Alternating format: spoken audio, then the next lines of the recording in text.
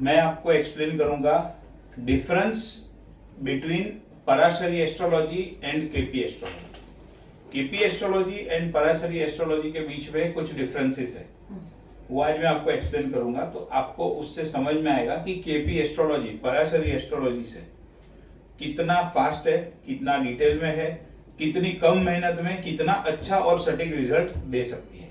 इसका ये मतलब बिल्कुल भी नहीं है कि आपको पराशरी नहीं सीखना है, या पराशरी कोई खराब शास्त्र है, या कोई खराब विद्या है, या काम नहीं कर रहा है, ऐसा बिल्कुल भी नहीं है। पराशरी का अपना एक इम्पोर्टेंस है।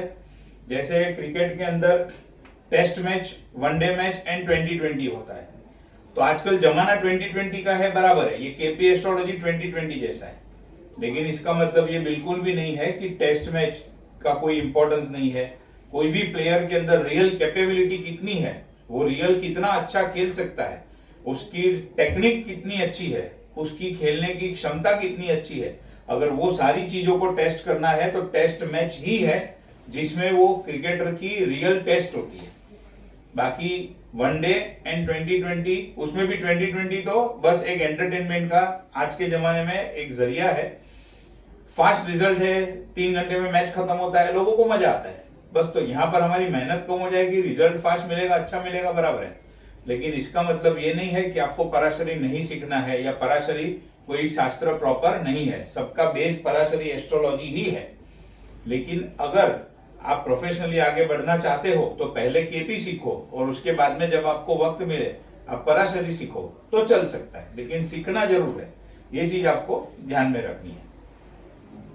अब डिफरेंस क्या है, पराशरी के अंदर हम जो ऐनामसा यूज करते हैं, ऐनामसा का मतलब क्या है कि दशाओं को स्टडी करने के लिए जो कैलकुलेशन होता है, कौन सी दशा कब चालू हुई, कब खत्म होगी, पहली महादशा कौन सी, अंतरदशा, प्रत्यंतर दशा, ये सारी चीजों का जो कैलकुलेशन होता है उसको बोलते हैं ऐनामसा, एकदम सिंपल लैंग्वेज में। तो पराशरी के अंदर जो हम ऐनामसा यूज करते हैं वो चित्रपक्ष ऐनामसा यूज करते हैं। लेकिन केपी के अंदर 2 ऐनामसा है, एक केपी ऐनामसा और उसके बाद में जब अभी नया आया केपी न्यू ऐनामसा। तो KP old and KP new, हम जो यूज करेंगे वो केपी न्यू ऐनामसा यूज करेंगे। दूसरी बात कि हमें यहाँ पर कोई कैलकुलेशन ऐनामसा का करना नहीं है, सारी चीजें सॉफ्टवेयर के अंदर रेडीमेड दी हुई है।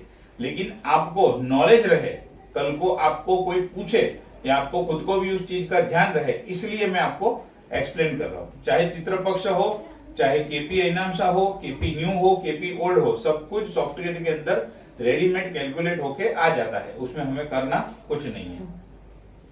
तो ये एक डिफरेंस हो गया ऐनामसा का। दूसरा जो डिफरेंस है, पराशरी एस्ट्रोलॉजी के अंदर प्रिडिक्शन करने के लिए हमें मिनिमम 4 से 5 कुंडलियों को स्टडी करना पड़ता है, मिनिमम, ज्यादा भी हो सकती है लेकिन कम नहीं। और उसके बाद में ही हम कोई भी एक नतीजे के ऊपर पहुंच सकते हैं कि भाई ये व्यक्ति के साथ ये इंसिडेंस होगा या नहीं होगा, होगा तो कब होगा, कैसे होगा। लेकिन केपी एस्ट्रोलॉजी के अंदर ऐसा कुछ भी नहीं है, सिर्फ और सिर्फ एक ही कुंडली को स्टडी करके आप सारी चीजों का आंसर निकाल सकते हो। लास्ट टाइम मैंने आपको समझाया था पराशरी के अंदर जो अलग अलग कुंडलियां है उसको क्या बोलते हैं, याद है? दशमसा, वर्ग कुंडली, हाँ। यानी कि डिविजनल चार्ट बोलते हैं उसको। लेकिन केपी एस्ट्रोलॉजी के अंदर क्या है, केपी एस्ट्रोलॉजी के अंदर 2 ही चार्ट है, एक राशि चार्ट एंड एक भाव चार्ट, जिसको बोलते हैं भावा चार्ट या भाव चलित चार्ट या केपी चार्ट। वो सबका मीनिंग एक ही है। इसके सिर्फ 2 ही चार्ट को देखना है, राशि चार्ट को एंड भाव चार्ट, भावा चार्ट को, 2 ही चार्ट को देखना है अपने को। यानी कि 2 ही कुंडली को स्टडी करके हम इसका प्रेडिक्शन कर सकते हैं। तीसरा,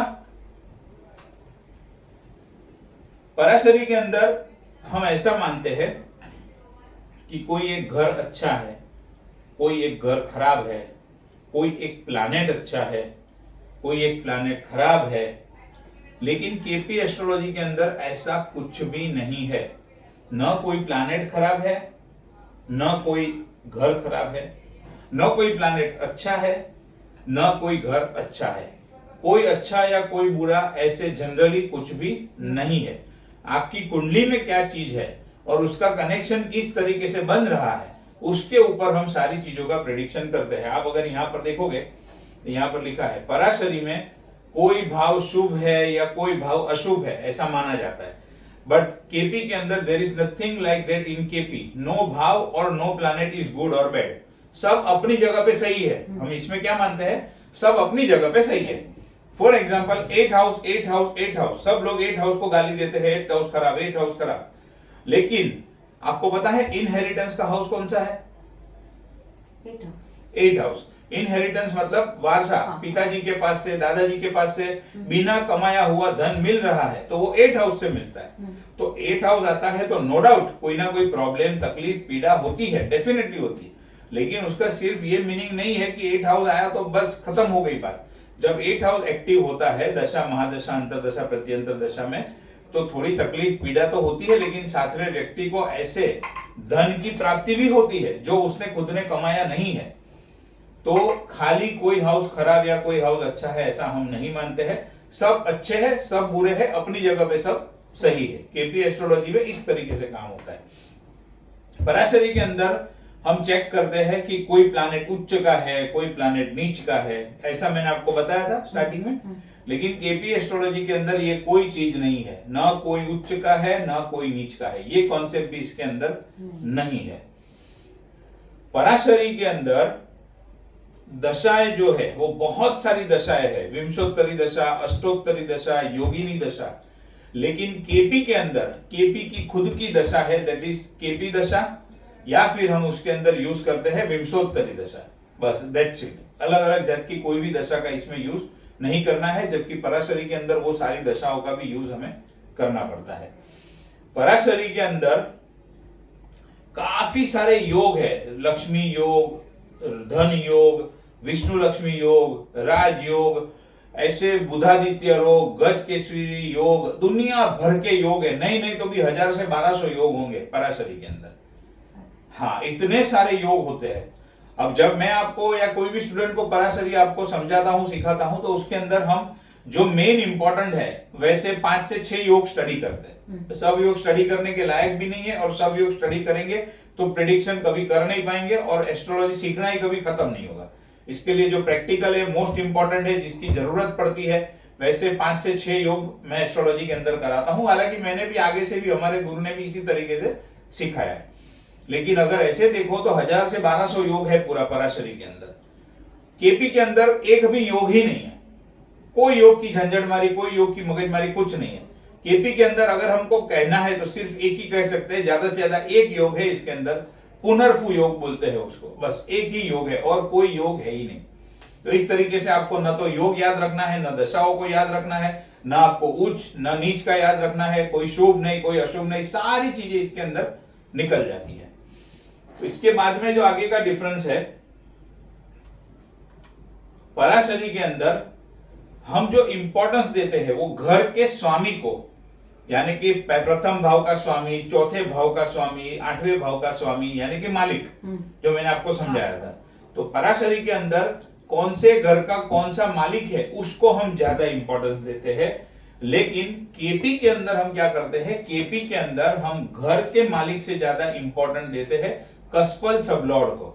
वो कस्पल सबलॉर्ड क्या है वो मैं आगे के लेक्चर में आपको बताऊंगा।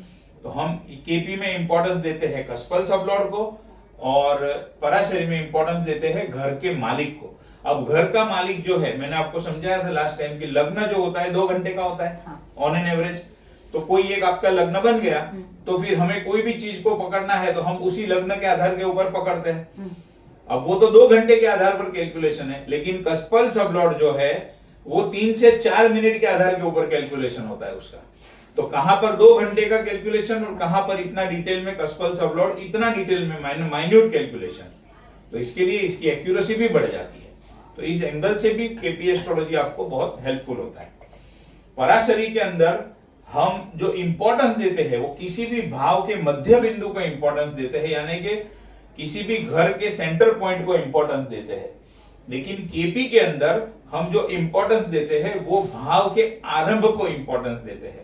केपी में क्या होता है, भावारंभ बिंदु, और पराशरी में क्या होता है, भाव का मध्य बिंदु।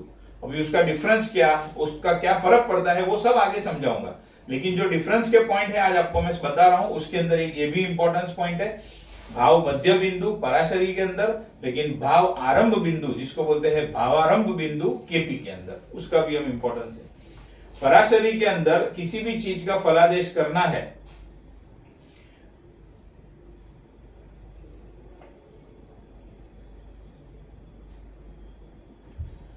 पराशरी के अंदर कोई भी चीज का प्रेडिक्शन करना है, यानी कि फलादेश अगर करना है तो हम क्या करते हैं, योग का स्टडी करते हैं, योग को कंबाइन करते हैं और उसी के बेस के ऊपर हम प्रेडिक्शन करते हैं। लेकिन केपी के अंदर अगर हमें कोई भी चीज का प्रेडिक्शन करना है तो हम क्या करते हैं, भाव के कॉम्बिनेशन को स्टडी करते हैं और वो कॉम्बिनेशन के बेसिस के ऊपर हम प्रेडिक्शन करते हैं। अभी वो भाव के कॉम्बिनेशंस भी मैं आपको बताऊंगा। जैसे किसी को प्रॉपर्टी लेनी है फॉर एग्जांपल, तो प्रॉपर्टी लेने का कॉम्बिनेशन कौन सा है, 4, 11 और 12। 4 नंबर कौन हो गया, प्राइमरी हाउस, आपको बताया है प्रॉपर्टी का हाउस 4th हाउस है। 11वां हाउस इच्छा पूर्ति का है और 12वां हाउस जो है एक तो इन्वेस्टमेंट भी है एंड दूसरा प्रॉपर्टी लेंगे फ्री में तो आएगी नहीं, हमारे जेब से खर्चा भी होगा, तो इन्वेस्टमेंट का है, उसी तरीके से एक्सपेंस का भी है। तो 4, 11 और 12 ये तीनों चीज का कॉम्बिनेशन होना चाहिए, या फिर ये दो या फिर ये दो या ये दो, कोई भी 2 घरों का कॉम्बिनेशन होगा या कोई भी एक घर का पावरफुल एक्टिवेशन होगा या फिर तीनों 3 कॉम्बिनेशन के अंदर होंगे, तो व्यक्ति को जब ये ऐसे प्लैनेट की दशा एक्टिवेट होगी तो वो व्यक्ति प्रॉपर्टी ले सकता है। हम सिंपल इसी तरीके से सारा कॉम्बिनेशन माइंड में याद रख के कोई पूछे तो तुरंत बता सकते हैं। 4, 11, 12 प्रॉपर्टी लेनी है, 4th को पकड़ो, 4, 11, 12 दिख रहा है तो ले सकता है, नहीं दिख रहा है तो नहीं ले सकता।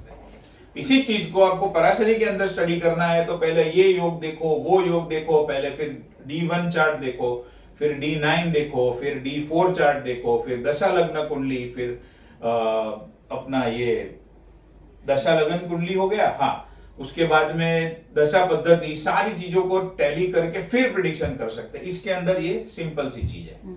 तो इसके लिए यहां पर हम भाव के कॉम्बिनेशन से रिजल्ट को पता कर सकते हैं।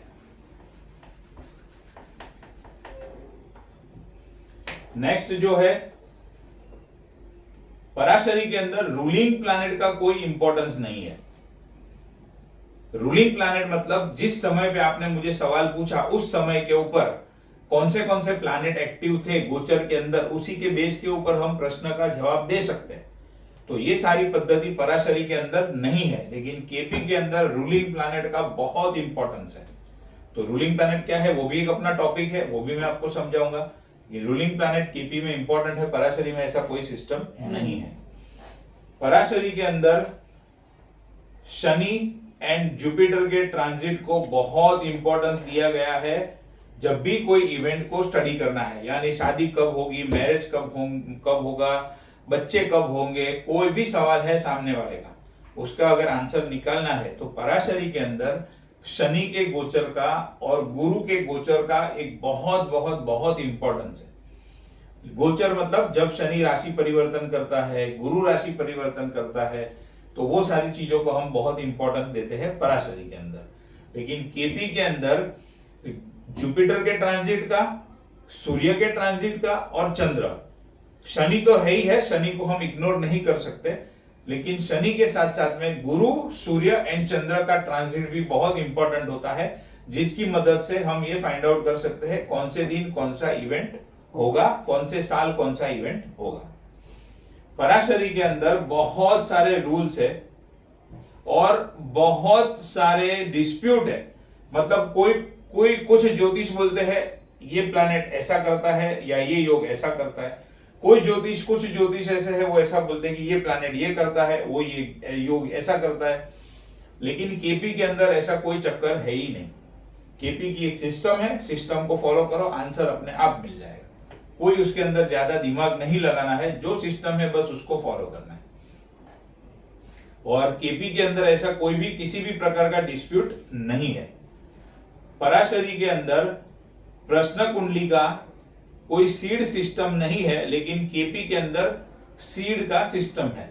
अभी मान लो आप और आपकी कोई फ्रेंड या आप 5-6 फीमेल ट्रेन में जा रहे हो, आप उन लोगों को पता है कि आप एस्ट्रोलॉजर हो और उसने वही टाइम पे आपको ऐसे ही प्रश्न पूछ लिया कि मुझे मेरा गोल्ड मिलेगा क्या, 50 लाख का मेरा गोल्ड चोरी हो गया है कुछ टाइम पहले, बहुत ढूंढा नहीं मिल रहा है, पुलिस कंप्लेन की नहीं मिल रहा है, क्या मुझे वापस मिलेगा क्या। अब आप ट्रेन में जा रहे हो, ट्रैवल कर रहे हो, और आपको सिर्फ पराशरी का नॉलेज है, केपी का नहीं है, तो आपको क्या करना पड़ेगा अगर इस चीज का आंसर देना है। तो पहली बात कि ये चीज का आंसर जन्म कुंडली से नहीं निकल सकता है, इसमें डेट ऑफ बर्थ, प्लेस और टाइम का कुछ मतलब नहीं है, क्योंकि वो ये जो आंसर है वो प्रश्न कुंडली का जो क्वेश्चन है, तो इसमें बर्थ चार्ट का तो कुछ काम नहीं है। अब रहा सवाल प्रश्न कुंडली का, तो प्रश्न कुंडली के अंदर जिस टाइम के पराशरी में क्या करना पड़ता है, जिस टाइम पे आपको सवाल पूछा, आपको अभी के अभी उसी समय का कुंडली बनाना पड़ेगा, तो ही आप उसका आंसर दे पाओगे। आप ऐसा करोगे कि उसने प्रश्न अभी पूछा है, ठीक है, मैं घर पे जाके 2 घंटे के बाद, 4 घंटे के बाद कुंडली बनाऊंगी, या मुझे मेरी फुर्सत मिलेगी तब मैं कुंडली बनाऊंगी, अभी मैंने टाइम नोट कर लिया है, तो इस चीजों का कि पराशरी एस्ट्रोलॉजी के अंदर कोई आंसर मिलता नहीं है। बहुत बार ऐसा होता है कि आपको प्रश्न पूछा जाता है, लेकिन आपको 4-4, 5-5 दिन तक टाइम नहीं मिलता है, कोई भी रीजन होने दो, आप अपने बिजनेस में बिजी हो, अपॉइंटमेंट में बिजी हो, या घर के काम में बिजी हो, या डॉटर के काम में बिजी हो, XYZ, लेकिन 5 दिन तक आपको टाइम ही नहीं मिला। अब छठे दिन आप क्वेश्चन का आंसर ढूंढने बैठोगे, और आपने उस टाइम पे नोट कर लिया था, हाँ उसने मुझे गुरुवार के दिन ये तारीख को इतने बजे प्रश्न पूछा था, उसका आंसर आपको एक्यूरेटली मिलने वाला नहीं है। लेकिन केपी के अंदर आप क्या कर सकते हो, जैसे ही आपकी वो फ्रेंड ने आपको प्रश्न पूछा, आपको उनको क्या बोलना है कि तुरंत ही मुझे आप एक नंबर बोलो जो 1 से लेके 249 के बीच में होना चाहिए, सोचना नहीं है, इंस्टेंट नंबर बोलना है। और उसने जो आपको नंबर बता दिया, बस आपको वो नंबर खाली याद रखना है, बराबर।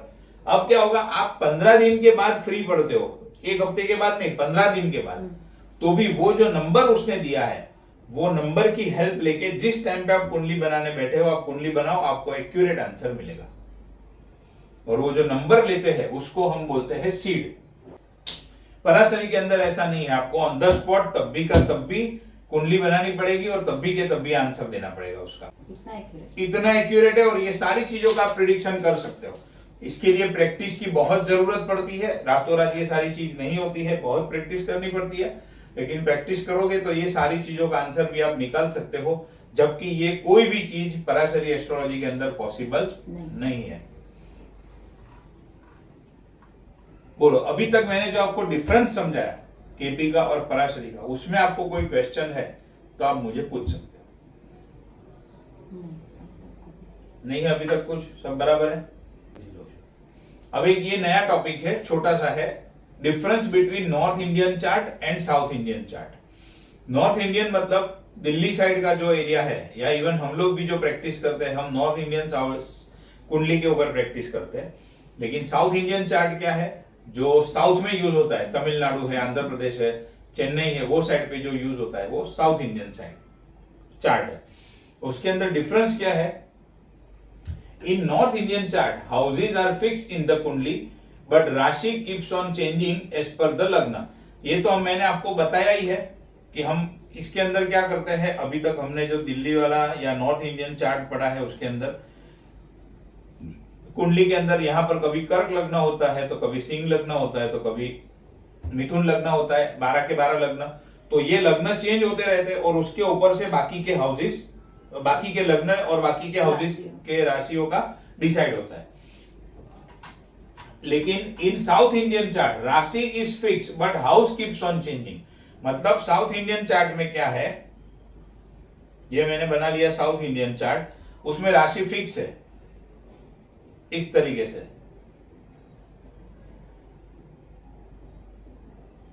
मतलब हमेशा कोई भी कुंडली बनेगी तो राशि तो ये फिक्स ही रहेगी, लेकिन घर चेंज होते जाएंगे। मतलब इसको कभी हम इसको फर्स्ट हाउस गिनेंगे, कभी इसको फर्स्ट हाउस गिनेंगे, तो कभी इसको फर्स्ट हाउस गिनेंगे। इसमें क्या होता है, हमारा हाउस फिक्स है, ये फर्स्ट हाउस है, ये 8th हाउस है, ये 6th हाउस है, ये 12th हाउस है, हाउस फिक्स है, राशि चेंज होती है।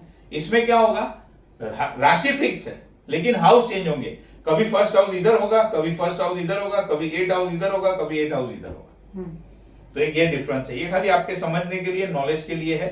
इसको हम तो नॉर्थ इंडियन चार्ट के ऊपर ही प्रैक्टिस करेंगे, और रिजल्ट तो दोनों का सेम ही आता है, रिजल्ट में कोई फर्क नहीं पड़ता है, लेकिन यूज करने की पद्धति अलग है। और नॉर्थ इंडियन चार्ट के अंदर जो है राशि and houses are anticlockwise and in south Indian houses and राशि आर क्लॉकवाइज।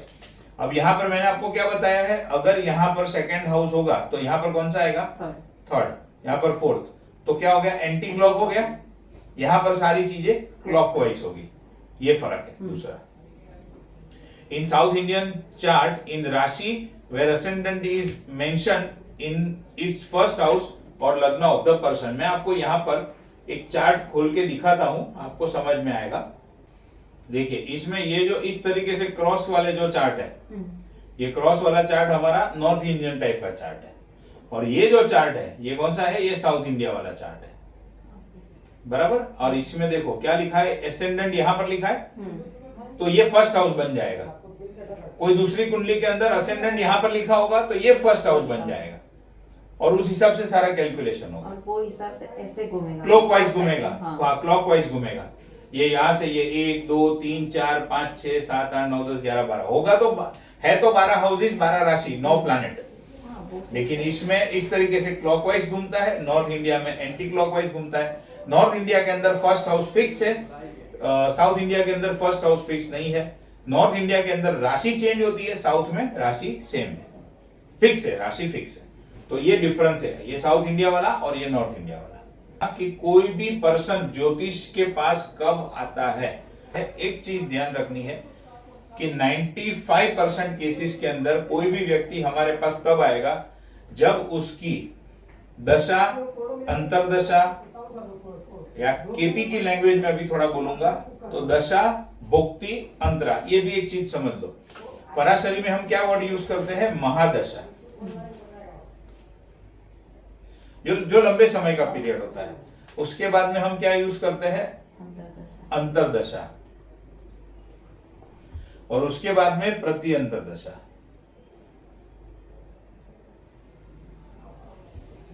लेकिन हम सेम चीज को केपी में क्या बोलते हैं, दशा,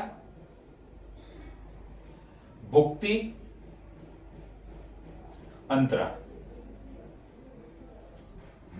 तो अभी केपी है तो हम दशा, भुक्ति, अंतरा ही बोलेंगे। जब पराशरी स्टडी करेंगे तो महादशा, अंतरदशा, प्रति अंतरदशा। और टोटल दशा कितनी है, 5 टाइप की है। ये 3 तो मैंने आपको बता दी, उसके सिवा है सूक्ष्म दशा, और उससे छोटा है प्राण दशा। अब आपको मोटा मोटी समझाने के लिए कहूं तो महादशा का जो पीरियड है वो 10 साल, 20 साल, 18 साल, 19 साल, इस तरीके से होता है। कोई भी अंतरदशा का पीरियड ऑन एन एवरेज कितना होता है, 1.5 साल से लेकर 2.5 साल तक। वो डिपेंड करता है कौन सी महादशा है।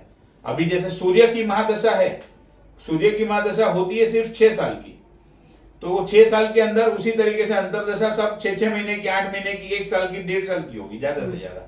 फिर वो उसमें 1.5 ढाई नहीं होगा, महादशा के ऊपर डिपेंड करता है।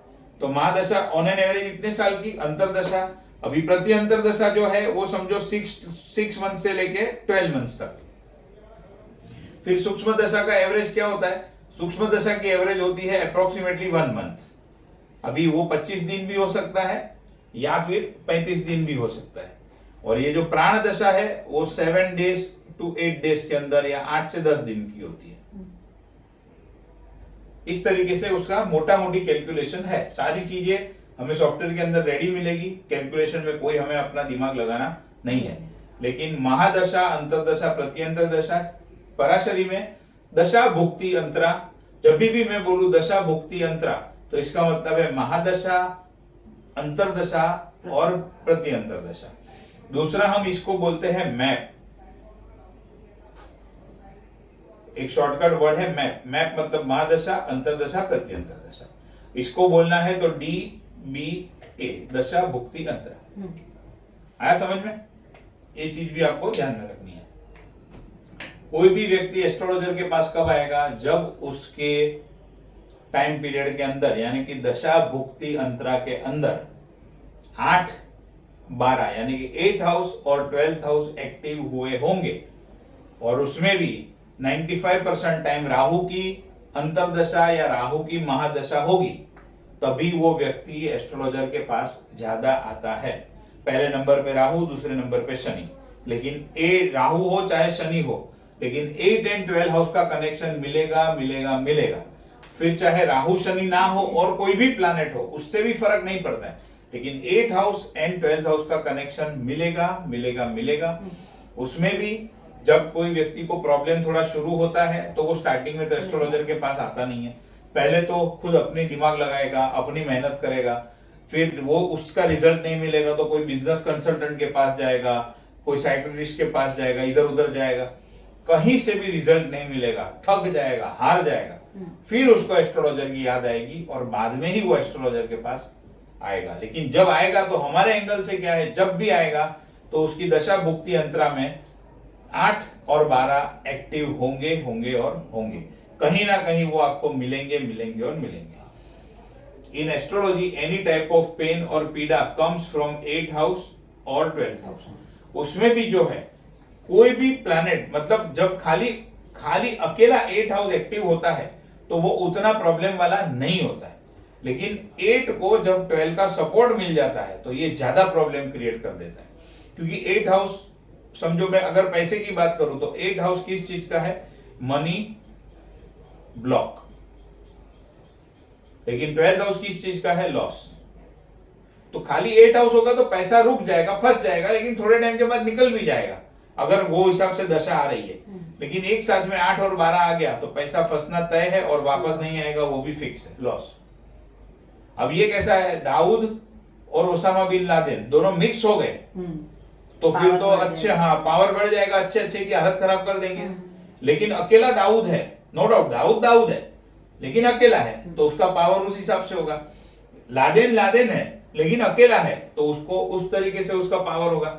लेकिन जब दो बदमाश मिल जाएंगे तो हालत खराब कर देते, अच्छों की हालत खराब हो जाती है। बस यही चीज इसके अंदर हमें ध्यान में रखनी है। 6th हाउस भी है थोड़ा तकलीफ वाला, लेकिन जैसे कुछ अच्छे पॉइंट 8 में है, कुछ अच्छे पॉइंट 12th में है, उसी तरीके से कुछ अच्छे पॉइंट 6 में भी है। तो खाली 6th हाउस होगा तो भी उतना प्रॉब्लमेटिक नहीं है। 6, 8, 12 का कॉम्बिनेशन मिला तो कुछ केस के अंदर डेंजरस है, कुछ केस के अंदर चल जाता है, लेकिन 8 एंड 12 तो डेडली कॉम्बिनेशन है और है। अच्छा, उसमें भी हम आगे जब स्टडी करेंगे तो केपी एस्ट्रोलॉजी के अंदर क्या है, हम रिजल्ट 3 लेवल के ऊपर चेक करते हैं। पहला होता है प्लैनेट का लेवल, दूसरा होता है नक्षत्र जिसको हम बोलते हैं स्टार लॉर्ड या फिर नक्षत्र लॉर्ड। एक होता है प्लैनेट लेवल, दूसरा होता है नक्षत्र लेवल यानी कि नक्षत्र लॉर्ड कह लो या स्टार लॉर्ड कह लो, और तीसरा होता है सब लॉर्ड। अभी हो सकता है कि 8 और 12 का कॉम्बिनेशन यहां पर हो, लेकिन यहां पर 11 नंबर का कॉम्बिनेशन हो, 2 नंबर का हो, 10 नंबर का हो, तो सबलॉर्ड बहुत इंपॉर्टेंट हो जाता है। और ऐसा भी हो सकता है कि ये प्लैनेट में 11, 2, 10 इधर है, नक्षत्र लेवल पे 8 और 12 है, और फिर सबलॉर्ड का लेवल है। अब ये सबलॉर्ड लेवल इधर 8, 12 है, इधर 10, 11, 2, 10 है, लेकिन यहां पर वापस 8, 12 है, तो बैंड बजना कंफर्म है। समझ गया? यहां पर 11, 2, 10 है, 8, 12 है, तो बैंड तो बजेगी, उसमें तो कोई बचा नहीं सकता है। लेकिन यहां पर मान लो वापस 11 आ गया, 6 आ गया, 2 आ गया, 10 आ गया, या खाली 11 भी आ गया लेकिन पावरफुली एक्टिव आ गया, तो क्या होगा, बैंड बजनी है वो तो तय है, 8, 12 है, लेकिन कितनी भी बैंड बजेगी हालत खराब नहीं होगी, बच जाएगा, सपोर्ट मिल जाएगा, इज्जत नहीं जाएगी, बैंकरप्ट नहीं होगा, कहीं ना कहीं बच जाएगा, कोई ना कोई उसको हेल्प करने के लिए कहां से आ जाएगा। अगर यहां पर 11 है, साथ में 8 है तो भी एक बार चल जाएगा, लेकिन 11 नंबर होना चाहिए। लेकिन यहां पर क्या है, 8 और 12, चैप्टर खत्म। मान लो इधर कोई पिक्चर में कहीं पर 8, 12 नहीं है, फॉर एग्जाम्पल यहां पर 4, 3 और 1 है, 11, 2, 10 है, लेकिन 8, 12 नीचे है। उसका मीनिंग कैसा होगा, उसका एनालिसिस कैसा करना, वो मैं आपको समझाऊंगा। लेकिन सबलॉर्ड लेवल पे 8, 12 आ गया तो चैप्टर ओवर। मतलब यहाँ और यहाँ जो है वो ही नीचे आए वैसा जरूरी नहीं, वैसा जरूरी नहीं है, नीचे अलग नंबर आ सकता है। यस, और ये जो मैं नंबर्स बोल रहा हूँ, ये नंबर्स न्यूमरोलॉजी के नंबर नहीं है। हाँ, ये नंबर्स जो है वो हाउसेस के houses नंबर के है। number है, हाँ। अभी ये 431 मतलब क्या, चौथा हाउस, तीसरा हाउस, फर्स्ट हाउस, House। 11वां house, second house, 10th house, 8th house and 12th house, ये सारे हाउसेस की मैं बात कर रहा हूँ। लेकिन यहाँ पर मैं नंबर लिख रहा हूँ हाउसेस के हिसाब से, तो आपको फटाफट समझ में आएगा उस चीज को। तो जरूरी नहीं है कि कोई भी नंबर रिपीट हो या कोई भी नंबर रिपीट ना हो भी सकता है, रिपीट नहीं भी हो सकता है, ऊपर कोई अलग नंबर हो सकते हैं, नीचे कोई अलग हाउसेस आ सकते हैं, सब कुछ पॉसिबल है। और इसमें भी अभी मैंने आपको वो सिखाया नहीं, वो मैं सिखाऊंगा, एस्पेक्ट एंड कंजंक्शन, दृष्टि एंड युति, उससे भी बहुत फर्क पड़ता है रिजल्ट के अंदर, वो सब सीखेंगे आराम से। बट इस तरीके से जब भी हमारे पास कोई आएगा तो हमें सबसे पहला चेक करना है उसका सबलॉट लेवल के ऊपर दशा भुक्ति यंत्र में 8-12 है कि नहीं, और वो होगा तभी वो परेशान होके आया होगा। या तो अकेला 8 होगा या अकेला 12 होगा या दोनों होगा, लेकिन होगा जरूर। हाँ, ऐसा भी हो सकता है कि मैंने आपको उसके पराशरी के वो लेक्चर में समझाया था कि 7th हाउस है, मेन हाउस है, लेकिन 7th हाउस को वीक करने का काम कौन सा हाउस करता है? 6th house. हाँ, 6th हाउस, क्योंकि 7 से वो 12वां है, तो 6th हाउस।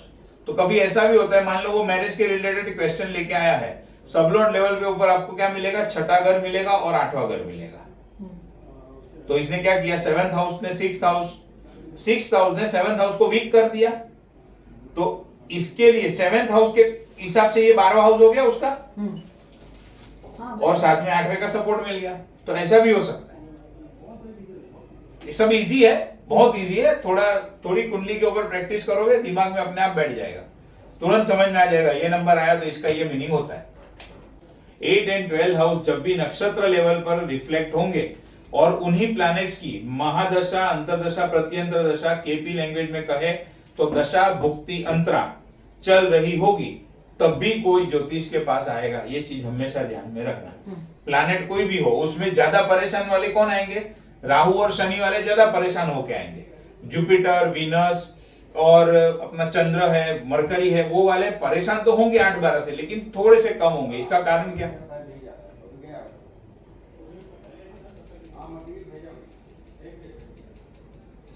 एक हिंट देता हूं, 8 और 12 तो है ही है खराब, तो और उसमें भी दोनों साथ में मिले तो और खराब, समझ लो। और जब भी मेजोरिटी साथ में मिलते हैं तो ज्यादा बैंड बजती है as compare to single number, बराबर। लेकिन 8-12 यहां पर भी है, 8-12 यहां पर भी है। यहां पर है राहु, केतु, शनि, मंगल, यहां पर है मरकरी, मून, जुपिटर, वीनस, सूर्य को मेजर ही ले। तो ये 8-12 और ये भी 8-12, लेकिन ये 8-12 वाला ज्यादा परेशान होंगे एज कंपेयर टू ये 8-12 वाला। क्यों ऐसा? थोड़ा सा लॉजिक लगाओगे तो पता चल जाएगा, मैंने ऑलरेडी सिखाया तो है।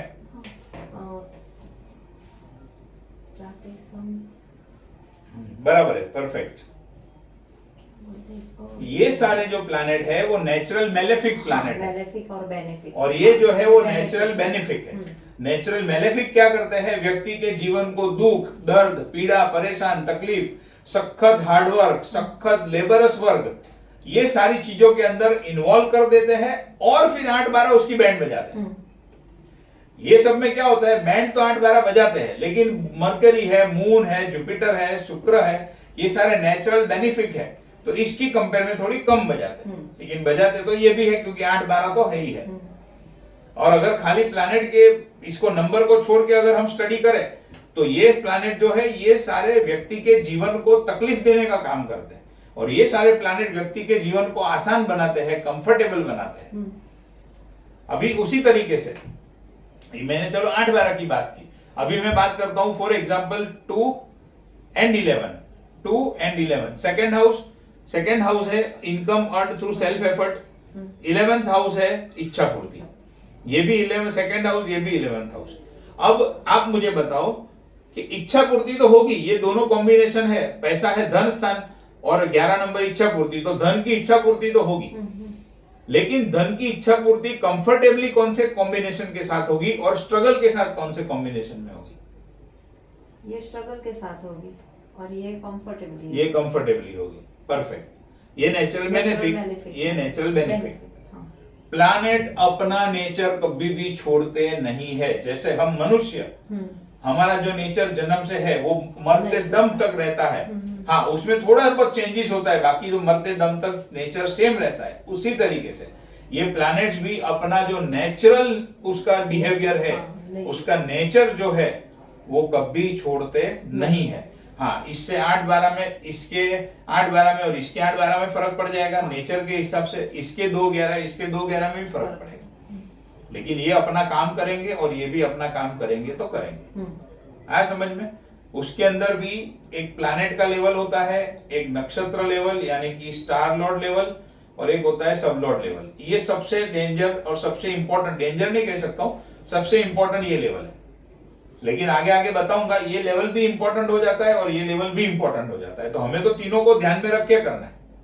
बट अगर लेवल की नॉर्मल बात करूं तो ये फर्स्ट, ये सेकंड और ये थर्ड, या फिर इसको उल्टा लिखो, ये 3, ये 2 और ये 1, ये मोस्ट इंपॉर्टेंट लेवल। समझ में आया? अब डिफरेंस बिटवीन भाव चलित चार्ट एंड लग्न चार्ट। अभी देखो यहां पर केपी एस्ट्रोलॉजी में कुंडली से आपको समझाता हूं। ये आपको दिख रहा है भाव चलित चार्ट, ये आपको दिख रहा है राशि चार्ट। अब देखो राशि चार्ट के अंदर आप देखोगे तो यहां पर 6th हाउस के अंदर कौन सी राशि है? 8 नंबर की राशि। राशि का नाम? अभी नंबर की राशि छोड़ दो, नाम बोलने का। वृश्चिक। वृश्चिक राशि, बराबर।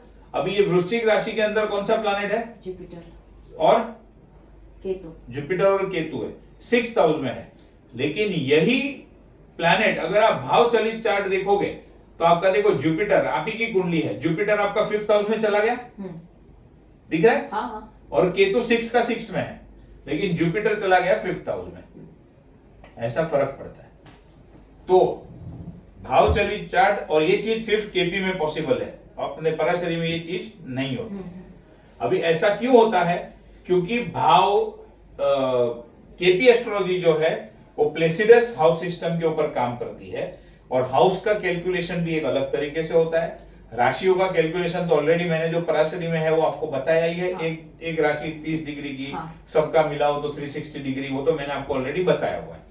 तो इसलिए अब केपी चार्ट एंड राशि चार्ट, केपी को केपी चार्ट भी कह सकते हो या भाव चलित चार्ट भी बोल सकते हो, और राशि चार्ट तो राशि चार्ट है ही। तो केपी चार्ट या फिर भाव चलित चार्ट एंड राशि चार्ट, उसका यूज क्या है? कोई भी प्लैनेट, ये बहुत इंपॉर्टेंट है, ध्यान रखना, कोई भी प्लैनेट, नाम ही है इसका राशि, तो कोई भी प्लैनेट कौन सी राशि में बैठा है वो देखने के लिए राशि चार्ट यूज होगा। भाई वो मिथुन राशि में बैठा है, वृश्चिक में बैठा है, धनु में बैठा है, मीन में बैठा है, राशि देखनी है कि कौन सा प्लैनेट कौन सी राशि में बैठा है, तो राशि चार्ट को देखना है। लेकिन वही प्लैनेट कौन से भाव में बैठा है, यानी कि कौन से हाउस में बैठा है, वो देखना है, तो ये भाव चलित चार्ट या फिर केपी चार्ट को हमें यूज करना है। ये किस चीज के लिए है? भाव के लिए, यानी कि हाउसेस के लिए।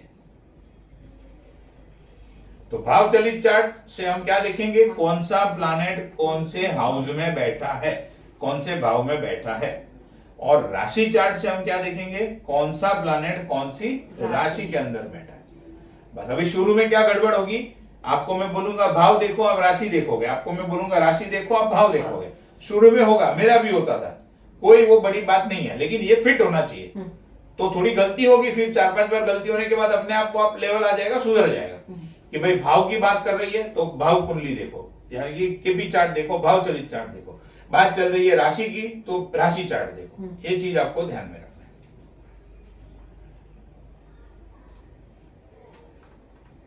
बोलो, अभी तक मैंने आपको जो एक्सप्लेन किया उसमें आपको कोई तकलीफ है, कोई दिक्कत है, कुछ समझ में नहीं आया, ऐसा कुछ है? नहीं, कुछ नहीं। सारी चीज क्लियर हो गई?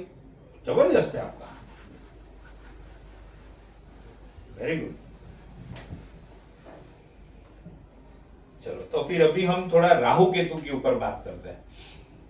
जब राहु केतु दशा भुक्ति अंतरा में एक्टिव होते हैं तो वो किस तरीके से रिजल्ट देते हैं? तो आप ही की कुंडली से आपको एक्सप्लेन करूंगा और इधर से हम पॉइंट पढ़ेंगे और आपकी कुंडली से एक्सप्लेन करूंगा। सबसे पहला, राहु केतु भाव चलित चार्ट के अंदर जिस भाव में बैठे होंगे उसका रिजल्ट देंगे। अभी मुझे ये देखना है कि आपकी कुंडली के अंदर केतु है। चलो पहले केतु को लेते हैं।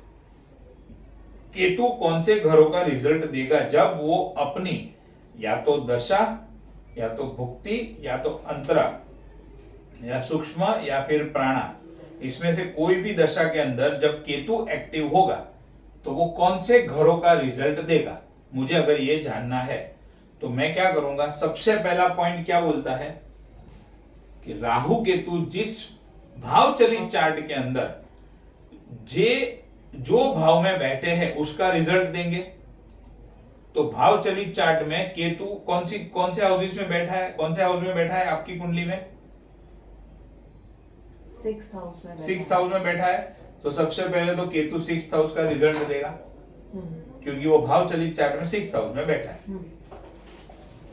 उसके बाद में राहु केतु लग्न कुंडली में यानी कि राशि चार्ट के अंदर जो राशि में बैठे होंगे उस राशि का मालिक जहां पर बैठा होगा भाव चलित चार्ट में उसका रिजल्ट देंगे। अब इसको एग्जाम्पल से समझाऊंगा। आपकी कुंडली के अंदर केतु जो है वो वृश्चिक राशि में बैठा है। अभी राशि मैंने बताया तो आपको ये कुंडली देखनी है। हाँ, वो तो। केतु कौन सी राशि में बैठा है?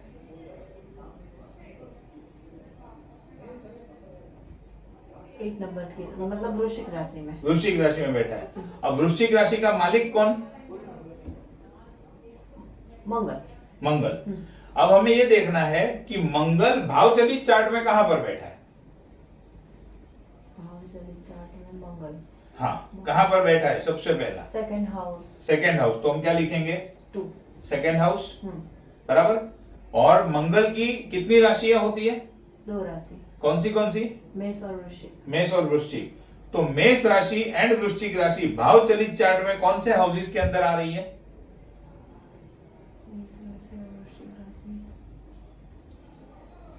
एक और 8, एक नंबर, मतलब 11th हाउस में है। हाँ, 1 नंबर की राशि 11th हाउस में है। मेष राशि 8 नंबर की राशि 6th हाउस में है। हाँ। तो मेष राशि 11th हाउस में है तो मैं 11 लिख दूंगा। हाँ। और 6th हाउस में है तो, लेकिन 6th हाउस तो मैंने ऑलरेडी लिख दिया है, बराबर। तो अब जब भी केतु की दशा भुक्ति अंतरा सूक्ष्म या प्राणा एक्टिव होगा व्यक्ति के जीवन के अंदर, तो केतु खुद जो है वो कौन से घर का रिजल्ट देगा? 6, 2 एंड 11 का रिजल्ट देगा। भाव चलित चार्ट फिर से एक बार शॉर्ट में समझा देता हूं। राहु केतु के केस में जो मैंने केतु का पकड़ा वही सेम चीज राहु के लिए है। अभी चलो राहु का करते हैं तो आपको रिपीट भी हो जाएगा। वही राहु, तो आप मुझे बताओ, अभी आप ही देखो और आप ही बताओ, राहु आपकी कुंडली के अंदर कौन सी राशि में है? राशि चार्ट देखना है ना। हाँ, राशि पूछा तो राशि चार्ट देखना है।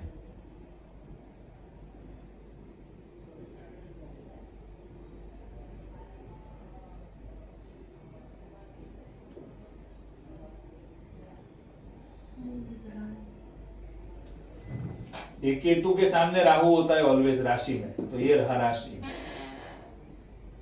अपोजिट में होता है। राहु केतु ऑलवेज एक दूसरे के सामने होते हैं। हाँ, वो मालूम है, बट वहाँ कुछ लिखा नहीं है। नहीं लिखा है ना, ये ना आरे लिखा है ना, स्मॉल लिखा है, शायद आपको नहीं दिख रहा होगा उधर से। अब पीए नहीं, वो आरे है, लाइन के ऊपर आ गए। तो राहु यहाँ पर कौन सी राशि में है? 12th नंबर की राशि, मेन राशि। 12th नंबर की राशि नहीं, राशि 2 नंबर की राशि है, वृषभ राशि है, बराबर। 12 नंबर का हाउस है। 12 नंबर का हाउस है, राशि वृषभ है। तो अब राहु सबसे पहले हम देखेंगे भाव चलित चार्ट में कौन से हाउस में बैठा है। राहु उसमें भी 12 सेकंड नंबर। मैंने क्या पूछा, कौन से हाउस में बैठा है? 12th हाउस में। हाँ, बस सिंपल है। तो राहु वहां पर 12th हाउस में बैठा है, बराबर। अब राहु राशि चार्ट के अंदर शुक्र की राशि में है, वृषभ राशि में। वृषभ राशि का मालिक है शुक्र। तो अब आपको ये देखना है कि भाव चलित चार्ट में शुक्र कहां पर बैठा है।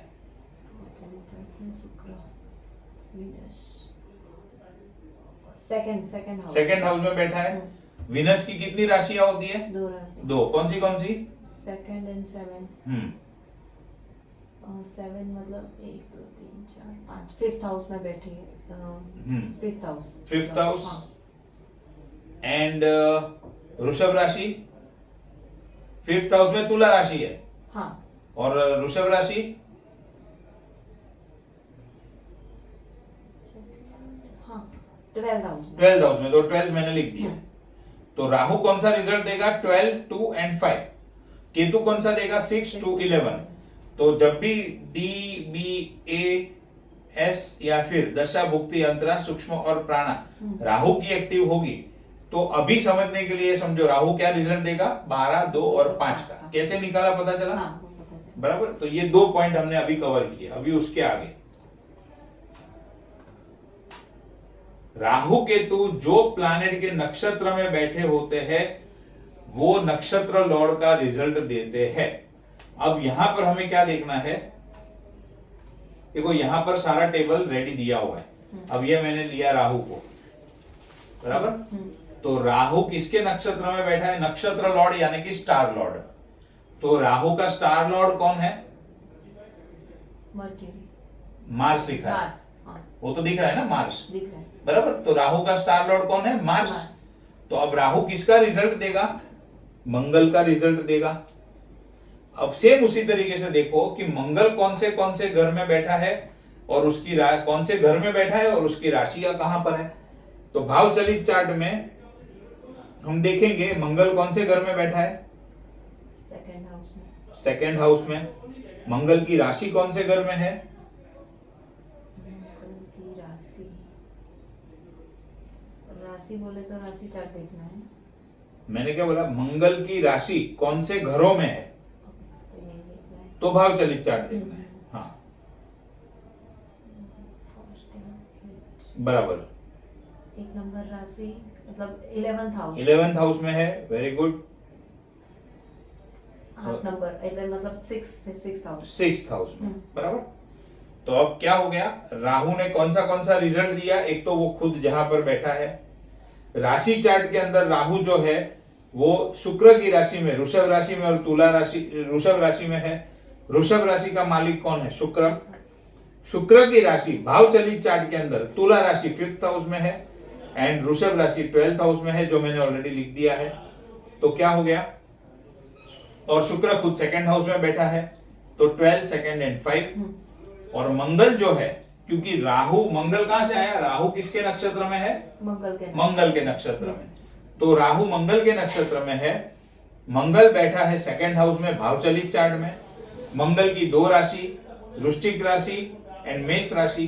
भाव चलित चार्ट के अंदर मेष राशि 11th हाउस में है एंड वृश्चिक राशि 6th हाउस में है। तो टोटल मिला के जब राहु का ये पीरियड आएगा तो इतने हाउसेस के रिजल्ट आएंगे। इसका मतलब ये हुआ, 1 मिनट ना, समझने के लिए पूछ रही हूँ सर। सेकंड मंगल है तो मंगल उसके जो स्वामी है उसका भी रिजल्ट देता है। हाँ, अपनी राशि का तो रिजल्ट देगा जिस घर में आएगी उसका। एक तो जहां पर बैठा, देखो कोई भी प्लैनेट है ना, जो घर में बैठता है भाव चलित चार्ट के अंदर उसका रिजल्ट तो देता ही देता है, क्योंकि वहां पर वो बैठा है तो उसका पावर वो घर के अंदर चलने ही वाला है। इन जनरल कोई भी प्लैनेट कौन सा रिजल्ट देगा? सबसे पहला अभी समझो मुझे वीनस का जानना है। ये हो गया वीनस। वीनस सबसे पहला कहां पर बैठा है भाव चलित चार्ट में? वीनस कहां पर बैठा है? ये मैं आगे करवाऊंगा, अभी आपने मुझे पूछा है तो आपको एक थोड़ा बता देता हूं। सेकंड हाउस में बैठा है। सेकंड हाउस में बैठा है। वीनस की कितनी राशियां? 2 राशि। कौन सी? मतलब 2 एंड 7। बराबर। तो वृषभ राशि कौन से घर में आती है भाव चलित चार्ट में? 12th हाउस एंड 7 मतलब 5th हाउस। 5th हाउस, बराबर।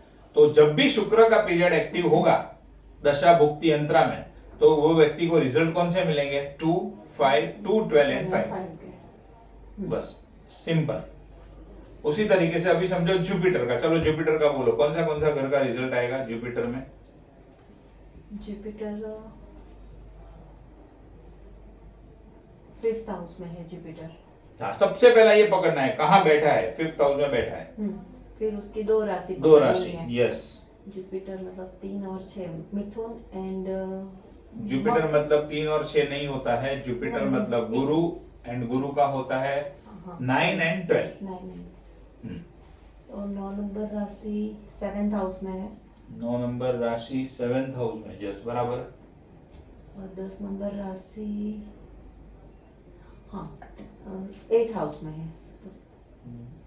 10 नंबर की राशि गुरु की नहीं है, गुरु की दो राशियां 9 और 12। तो 12 नंबर की राशि यानी कि मेन राशि कौन से भाव में है? 10 नंबर के 10th हाउस में है, 10th हाउस बराबर। तो जब भी जुपिटर का पीरियड आएगा तो जुपिटर बैठा है 5th हाउस में, उसकी एक राशि है धनु राशि, वो 7th हाउस में है तो 7 लिख दिया, और उसकी दूसरी जो राशि है मेन राशि वो 10th हाउस में है तो 10 लिख दिया। तो जुपिटर के टाइम पीरियड के अंदर 5, 7 और 10 का रिजल्ट आएगा, बराबर। अभी शनि का बोलो, और जवाब देने की कोई घाई मत करो, एकदम आराम से सोचो फिर जवाब दो। अभी आपका स्टार्टिंग का लेवल है, टाइम लगेगा। शनि है 4th हाउस में, शनि बैठा है 4th हाउस में, बराबर है। शनि की दो राशि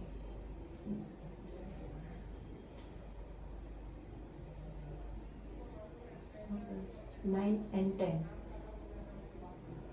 शनि की दो राशियां कौन सी? कुंभ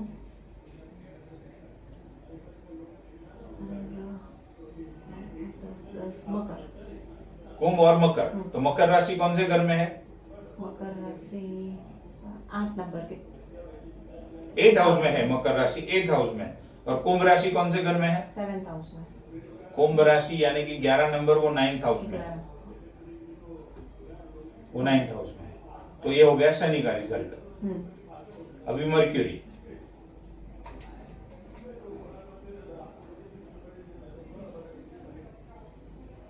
सबसे पहला देखो कहां बैठा है।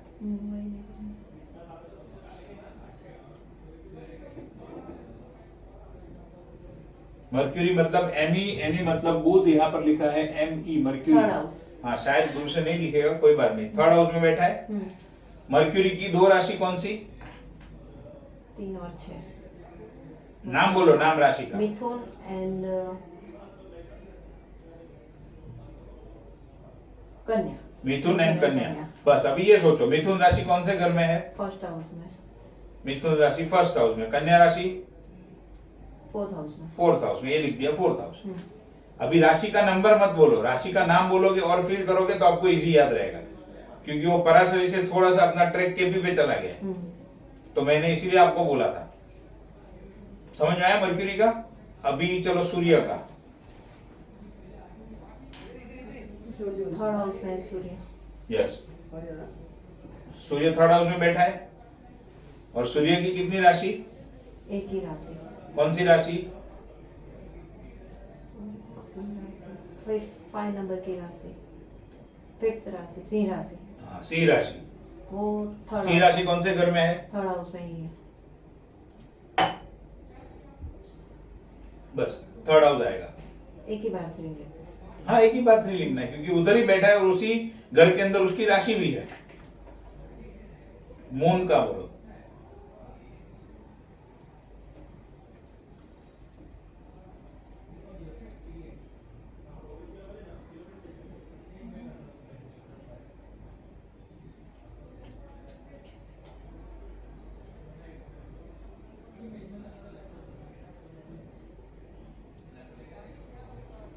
मून कौन से घर में बैठा है?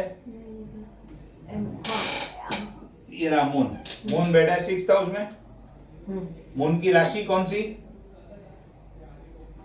कर्क राशि। कर्क राशि। कर्क राशि कौन से घर में है? 2nd हाउस में। 2nd हाउस में। अभी सबसे फेवरेट मंगल 2nd हाउस में। 2nd हाउस में बैठा है। मंगल की दो राशि वृश्चिक, मेष राशि एंड वृश्चिक राशि। मेष राशि कौन से घर में है? 11th हाउस में है। 11th house.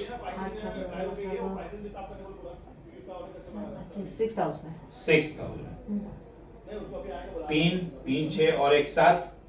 ये सब सिंपल प्लैनेट है। और ये राहु केतु। तो राहु केतु का हम स्टडी कर रहे थे, ये समझ में आ गया? हाँ, हाँ, तो राहु केतु का हम स्टडी कर रहे थे, तो राहु केतु के केस में थोड़ा सा अलग होता है, इसमें इसी तरीके से होता है। इसमें और थोड़ा डिटेल में है, वो आगे आगे सिखाऊंगा, अभी ये समझ लीजिए पहले। और क्या करना है आपको, ऐसी 4-5 कुंडलियां लेके फिर प्रैक्टिस करनी है लिख लिख के, तो तुरंत फिर प्रैक्टिस हो जाएगी। ये प्लैनेट इधर बैठा है, ये रिजल्ट देगा, ये रिजल्ट देगा, तुरंत समझ में आ जाएगा। राहु केतु के केस में 3-4 स्टेप को फॉलो करना है। सबसे पहला, राहु जो राशि में बैठा है उसका रिजल्ट देगा, राहु और केतु।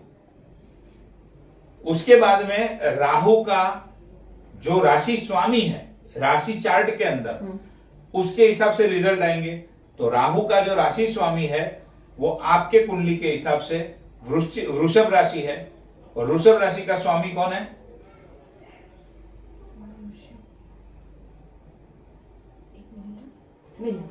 वीनस, बराबर। और वीनस कहां पर बैठा है भाव चलित चार्ट में? सेकंड हाउस में। सेकंड हाउस में बैठा है। और उसकी दोनों राशियां कौन से घरों में आ रही है?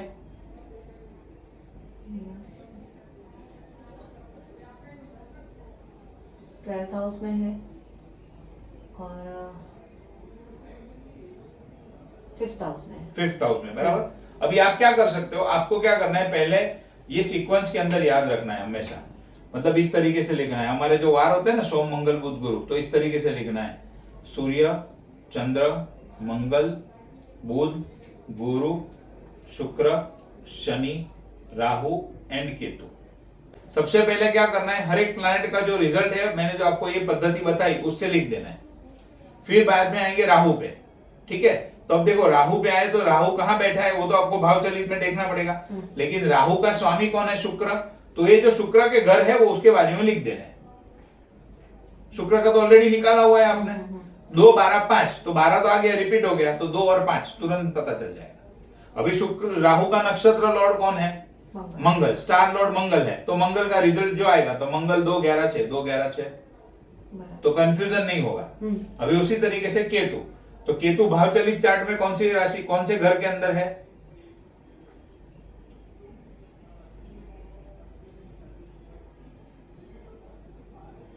सिक्स्थ हाउस में। 6th हाउस में बैठा है, तो पहला तो 6th हाउस लिख दिया, वो तो देखना पड़ेगा। फिर केतु कौन सी राशि में है?